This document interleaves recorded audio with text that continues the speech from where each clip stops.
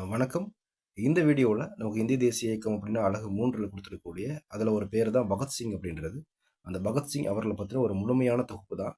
இதை தாண்டி எந்த கொஸ்டின் கேட்க வாய்ப்பு இல்லை. ஏன்னா அது ஃபுல் கவர் பண்ணது அம்புட்டு தான் அப்படின்னு சொல்கிற மாதிரி எல்லாமே இதில் இருக்குது.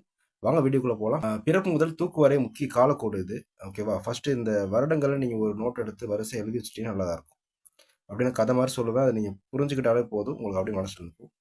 1907 செப்டம்பர் 28 பஞ்சாப்ல லியால்பூர் மாவட்டத்தில் உள்ள பங்கா அப்படின்ற கிராமத்தில் தான் பிறக்கிறாரு. இவங்க அப்பா வந்து கிசான் சிங் அப்படின்றவர். இந்திய தேசிய போராட்டங்களில் பங்கெடுக்கக்கூடிய ஒரு நபர் தான் கிசான் சிங் அப்படின்றவர். இவங்க அம்மா வித்யாவதி. ஓகேவா? இந்த கிசான் சிங் வித்யாவதி இவங்களுக்கு மகனா பிறக்கிறவர் தான் பகத்சிங் அப்படின்றவர். ஓகேவா? 1919 ஏப்ரல் 13 ஜாலியன் வாலாபாக் படுகொலை நடக்குது. ஓகேவா?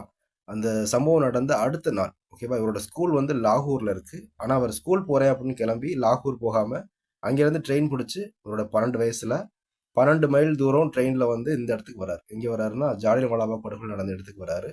அந்த இடத்த பார்வையிட்டு அங்கே இருக்கக்கூடிய அந்த ரத்தம் படிஞ்ச மண்ணை ஒரு கண்ணாடி பாட்டிலில் அள்ளி வச்சு சபதம் எடுக்கிறார். ஓகேவா? பிரிட்டிஷாருக்கு எதிராக இனிமே நான் போராட போறேன் அப்படின்னு சபதம் எடுக்கிறாரு. அந்த ரத்தம் படிஞ்ச மண் அந்த உள்ள பாட்டிலை வச்சு வீட்டில் வச்சு பூஜை பண்றாரு. அதற்கு மலர் வச்சு அந்த பாட்டிலை வணங்குறாரு. ஓகேவா?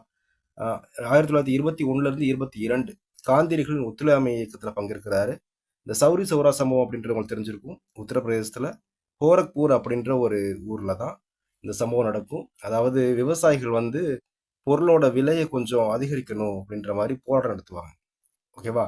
அப்போ பிரிட்டிஷார் ஒரு தாக்குதல் நடத்துவாங்க. அதில் ஒரு 3 விவசாயிகள் சுட்டு கொல்லப்படுவார்கள். ஓகேவா? அதோட தாக்கம் தான் அந்த நிகழ்வு. ஓகேவா? சில புத்தகங்களில் வந்து அவங்க ஒரு மீட்டிங் நடத்துவாங்க. அந்த மீட்டிங்கில் துப்பாக்கி சூடு நடத்துறதுனால அப்படின்னு போட்டிருப்பாங்க. அந்த மீட்டிங் தான் அந்த போராட்டம். ஓகேவா? அப்போ அந்த ஊரில் இருக்க எல்லாருமே போலீஸை சுற்றி வளைச்சிட்டாங்க. போலீஸ்லாம் போய் ஸ்டேஷனுக்குள்ள இருந்து பூட்டிக்கிறாங்க. ஓகேவா? ஸ்டேஷனுக்குள்ளேயே பூட்டிக்கிட்டா என்னன்னு சொல்லி இவங்க உடனே கராசினை ஊற்றி ஃபுல்லாக கொளுத்தி விட்டாங்க.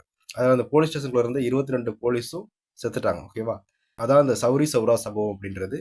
இந்த சம்பவத்தை கேள்விப்பட்டாரு. இந்த சம்பவம் நடந்தது பிப்ரவரி 4ஆம் தேதி 1922.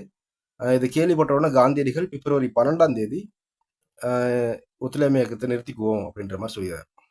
உடனே இப்போ இந்த நிகழ்வு நடந்து ஒத்துழையாமை இயக்கத்தை காந்தியடிகள் நிறுத்துறதுனால நிறைய பேர் இளைஞர்கள் எல்லாருமே ஆயுத புரட்சி பாதைக்கு திரும்புறாங்க. ஓகேவா? அமைதி வழி அஹிம்சைன்றதே இவங்க விட்டுட்டு ஆயுத புரட்சிக்கு திரும்புறாங்க.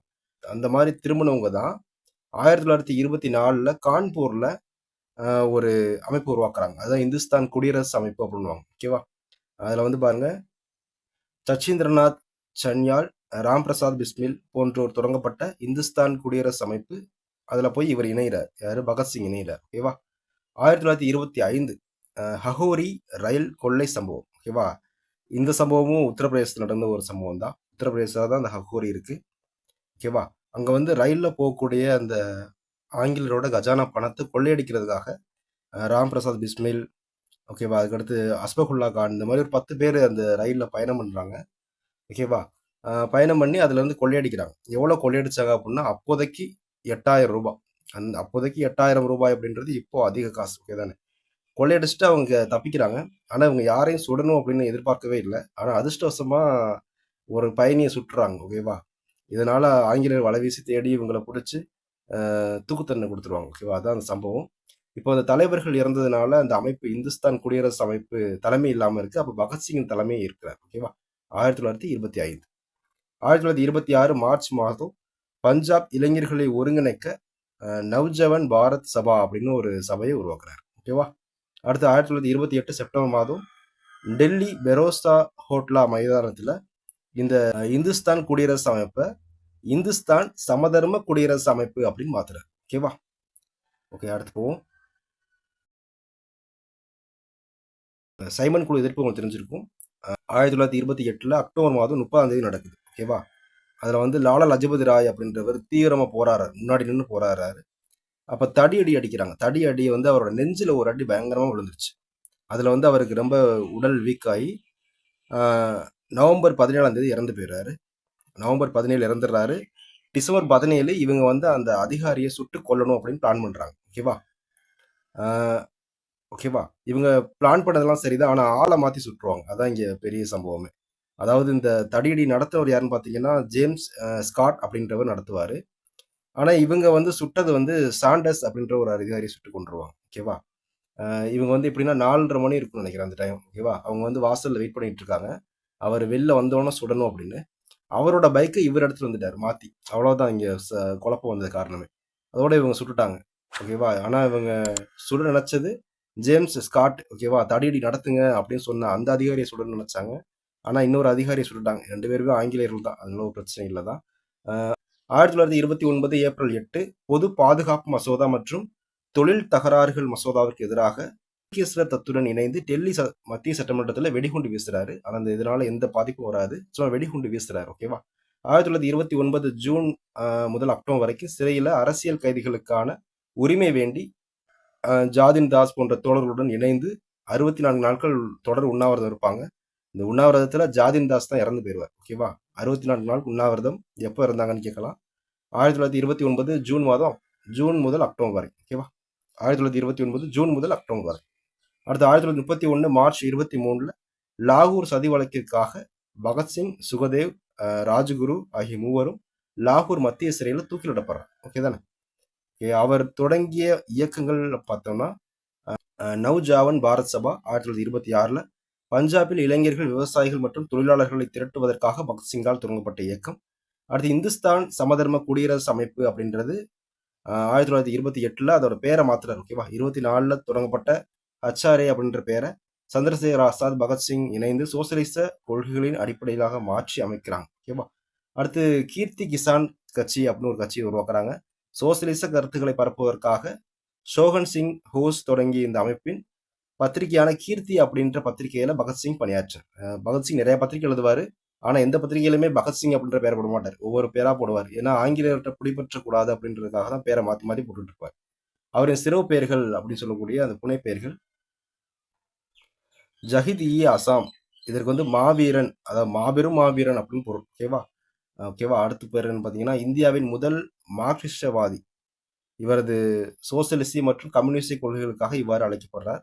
இந்த புனை பெயர்கள் அப்படின்னு இந்த பல்வந்த், ரஞ்சித், வித்ரோஹி அப்படின்றது எல்லாமே வந்து அந்த பத்திரிகையில் எழுதும் போது அவருடைய பேருக்கு பதிலாக இவர் மாத்தி மாத்தி போட்ட பெயர்கள் தான். ஓகேவா? வித்ரோஹி அப்படின்னா கலகக்காரன் அப்படின்னு பொருள். ஓகே தானே? புரட்சி முழக்கங்கள், இவரோட முழக்கங்கள்லாம் பயங்கரமா இருக்கும். இந்த இன்குலாப் ஜிந்தாபாத் அப்படின்றது பெரிய ஒரு முழக்கம். ஏன்னா புரட்சி ஓங்குக அப்படின்னு சொல்லிட்டு தான் தூக்கு கயிறுக்கு முத்தம் கொடுப்பாரு. மனிதர்களை கொல்வது எளிது, ஆனால் அவர்களின் கருத்துக்களை கொல்ல முடியாது. சூப்பரா இருக்குல்ல? மனிதர்களை கொல்வது எளிது, ஆனால் அவர்கள் கருத்துக்களை கொல்ல முடியாது. காது கேளாதோருக்கு கேட்க செய்ய சத்தமான முழக்கம் வேண்டும். காது கேளாதோரை கேட்க செய்ய சத்தமான முழக்கம் வேண்டும். நூல்கள் மற்றும் பத்திரிகையின் பங்களிப்பும் பார்த்தீங்கன்னா, நான் ஏன் நார்த்திக நானேன் அப்படின்ற நூல் 1930 அக்டோபரில் எழுதிய ஒரு முக்கியமான சுயசரிதை நூல். 1934 தந்தை பெரியார் தமிழ்ல வெளியிட்டார். ஓகேவா? மரண வாயில் அப்படின்றது மற்றும் ஒரு முக்கியமான படைப்பு. அடுத்த பத்திரிகைன்னு பார்த்தோம்னா பிரதாப், கீர்த்தி, வீர் அர்ஜுன் அப்படின்ற பத்திரிகை எழுதியிருக்கார். பிரதாப், கீர்த்தி, வீர் அர்ஜுன். ஓகேவா? இந்த நானே நார்த்திக நானேன் அப்படின்றத பத்தி கீழே கூடுதல் தகவல் கொடுத்துருக்கேன். அதையும் படிச்சுக்கோங்க. ஏன்னா அது வந்து பெரியார் ரிலேட்டிவ் வாங்கி வரதுனால தான். ஓகே. பகத்சிங் பத்தின கூடுதல் தகவல். நீதிமன்றத்தில் ஒரு வாக்குமூலம் கொடுக்குறாரு. அது என்னன்னா, நாங்கள் யாரையும் கொல்ல விரும்பவில்லை. மனித உயிரை நாங்கள் புனிதமாக கருதுகிறோம். ஏகாதிபத்திய ஆட்சியை எதிர்க்கவே குண்டுகள் வீசினோம் என்று நீதிமன்றத்தில் பகத்சிங் வாதிடுறார். இந்த டயலாக் வேணா தெரிஞ்சுக்கங்க, கேட்க வாய்ப்பு இருக்கு. நானே நார்த்திக நானேன், நான் மனிதர்களை நேசிக்கிறேன் அப்படி சொல்லுவார். ஓகேவா? இந்த மொழிபெயர்ப்பு வரலாறு பார்த்தீங்கன்னா 1934 பெரியாரோட வேண்டுகோளுக்கு இணங்க தோழர் பா ஜீவானந்தம் அவர்கள் இதை மொழிபெயர்க்கிறாங்க. ஓகேவா? பெரியாரும் ஜீவானந்தமே ஃப்ரெண்டா இருப்பாங்க, அப்புறம் தான் எதிரியாயிருவாங்க. இப்போ வந்து இவங்க 2 பேரும் ஃப்ரெண்டா இருக்கும்போது அந்த மொழிபெயர்ப்பு நடக்குது. வெளியிட்ட ஆண்டு வந்து இந்த இதில் வந்து குடியரசு அப்படின்னு பெரியார் ஒரு இதழ் நடத்திட்டு இருப்பாரு. அந்த இதழில் 1935 ஒவ்வொரு தொடராக வெளியிடுறாரு. பின்னர் சுயமரியாதை பிரசுர நிறுவனத்தின் மூலம் ஒரு புத்தகமா அடிச்சு அதையும் வெளியிடுறாரு. ஓகேவா? வரலாற்று முக்கியத்துவம். இந்த நூலை வெளியிட்டனால பெரியாரையும் ஜீவானந்தத்தையும் பிரிட்டிஷ் அரசு கைது செய்யறாங்க. பகத்சிங் எழுதிய இந்த கட்டுரை இந்திய மொழிகளிலே முதல்ல தமிழ்ல தான் மொழிபெயர்ப்பு செஞ்சிருக்காங்க. ஓகேவா? இது குறிப்பிடத்தக்க ஒரு விஷயம் தான். பகத்சிங் அவர்கள் தூக்கிலிடப்பட்ட அந்த 1931 மார்ச் 23ஆம் தேதியை மத்திய அரசு தியாகிகள் தினம் அப்படின்னு கொண்டாடிட்டு இருக்காங்க. ஓகேவா? தியாகிகள் தினம். அப்போ அந்த நாளில் வந்து நாடு முழுவதும் இருக்கக்கூடிய பள்ளிகள், கல்லூரிகள் மற்றும் அரசு அலுவலகங்களில் பகத்சிங்கோட தியாக உணர்வுகள் நினைவுகூரும் விதமாக வீர வணக்கம் செலுத்தணும் அப்படின்ற மாதிரி இருக்கு. அதே மாதிரி சத்தீஸ்கர் விமான நிலையம் ஒன்று இருக்கு. அந்த விமான நிலையத்திற்கு 2022ஆம் ஆண்டு பேர் மாற்றிருக்காங்க. அதாவது ஷாஹித் பகத்சிங் சர்வதேச விமான நிலையம் அப்படின்னு பேர் வச்சிருக்காங்க. ஜாஹித் அப்படின்னா உங்களுக்கு என்ன தெரியும், மாவீரன். அப்போ பகத்சிங் அப்படின்றது மாவீரன் பகத்சிங் அப்படின்ற மாதிரி வச்சிருக்காங்க. ஓகே தானே? அடுத்து நாடாளுமன்றத்தில் ஒரு வெண்கல சிலை வச்சுருக்காங்க மத்திய அரசு சார்பாக. 18 அடி உயரமான வெண்கல சிலை வச்சுருக்காங்க. ஓகே, அடுத்து நாணயங்கள் வெளியிட்டிருக்காங்க. மத்திய அரசு சார்பாக 100 ரூபாய் மற்றும் 5 ரூபாய் நாணயங்கள் பகத்சிங் சார்பாக வெளியிட்டிருக்காங்க. அவரது உருவம் பொறித்த அஞ்சல் தலையை வெளியிட்டிருக்காங்க. இந்த வீடியோ உங்களுக்கு பிடிச்சிருந்துச்சுன்னா ஒரு லைக் பண்ணுங்கள், உங்கள் ஃப்ரெண்ட்ஸுக்கு ஷேர் பண்ணுங்கள். மறந்துடாம சேனலை சப்ஸ்கிரைப் பண்ணுங்கள். நன்றி, மீண்டும் சந்திப்போம்.